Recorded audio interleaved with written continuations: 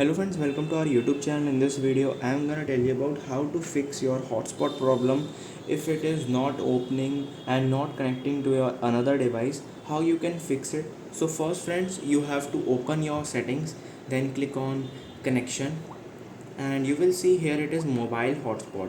You have to enable it from here like this.